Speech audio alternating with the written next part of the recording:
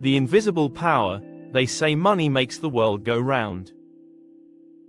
But the truth is, whoever controls money controls the world. And most people have never been told who that really is. In this episode of That Dad Crypto, we're going to uncover the quiet origin story of the most powerful financial institution on Earth, the Federal Reserve. We'll follow how it began, how it shaped every paycheck, every loan, every crash, and why the rules were written to keep the rich playing a different game. 1907, the panic that changed everything. Picture this, New York City, 1907. Banks are collapsing. Crowds outside buildings. Panic in the streets. No FDIC. No central bank. When trust disappears, so does money. A handful of powerful men meet in secret, the nation's bankers and industrialists, inside a private library owned by J.P. Morgan. They decide who gets saved and who doesn't. And in that moment, they realize something: they can save the country if they control it. 1910, the Jekyll Island meeting. A few years later, 1910. A train leaves for a tiny island off the coast of Georgia. On board, Senator Aldrich, executives from J.P. Morgan and Rockefeller's banks, and a handful of economists. They travel under fake names. No press. No public. Over 9 days, they draft the blueprint for a new central bank, privately owned, publicly presented. They call it the Federal Reserve. 1913, the Federal Reserve Act. By 1913, Congress passes the Federal Reserve Act. Woodrow Wilson signs it on Christmas Eve. Most politicians don't realize the scope of what they've done. For the first time in US history, a small group of private banks gain the legal power to create money.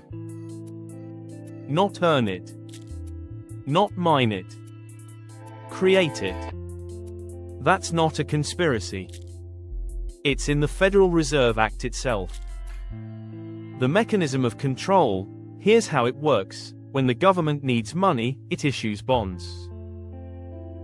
The Federal Reserve buys those bonds, with money it creates from nothing. Those bonds become debt, and the public pays interest on that debt through taxes.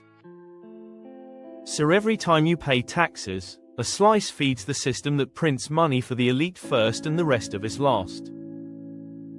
That's the real inflation, not just prices rising, but your time being devalued. The boom and bust cycle. Fast forward a century. Every major boom and bust traces back to interest rates and liquidity set by the Fed. The Great Depression. The dot-com bubble. 2008. Each time, the solution was more of the same: print money and bail out banks. The pattern isn't random. It's mathematical.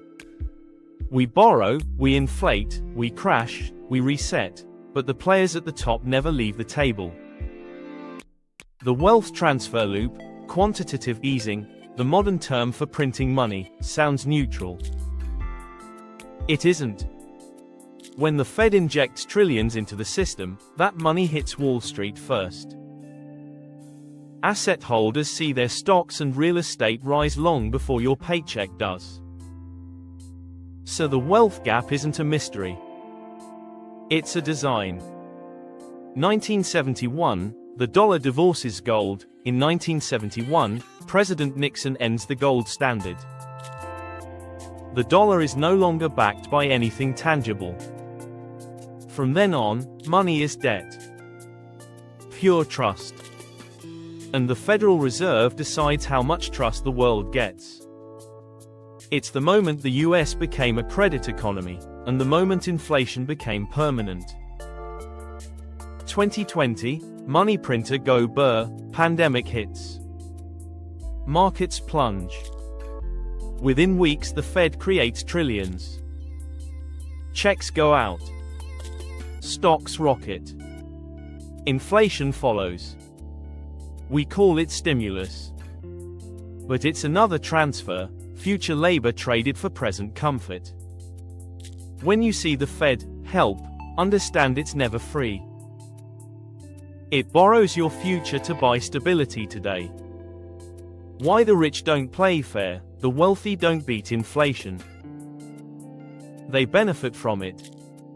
They borrow cheap, own assets that inflate, and repay with devalued dollars. You save cash. They save debt.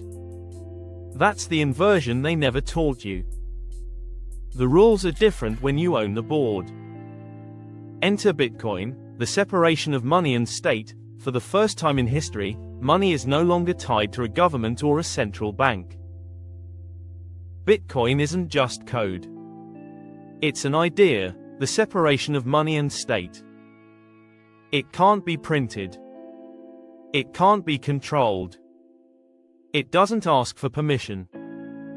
That's why so many powerful people fear it, and why so many ordinary people finally see hope.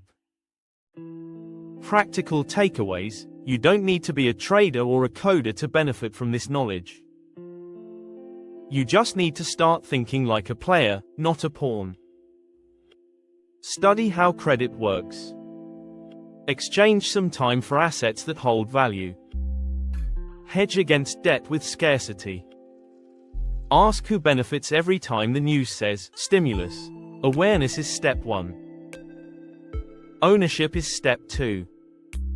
Closing: the Federal Reserve wasn't built for you. It was built around you. But once you understand the game, you can stop being played by it. This is that dad crypto.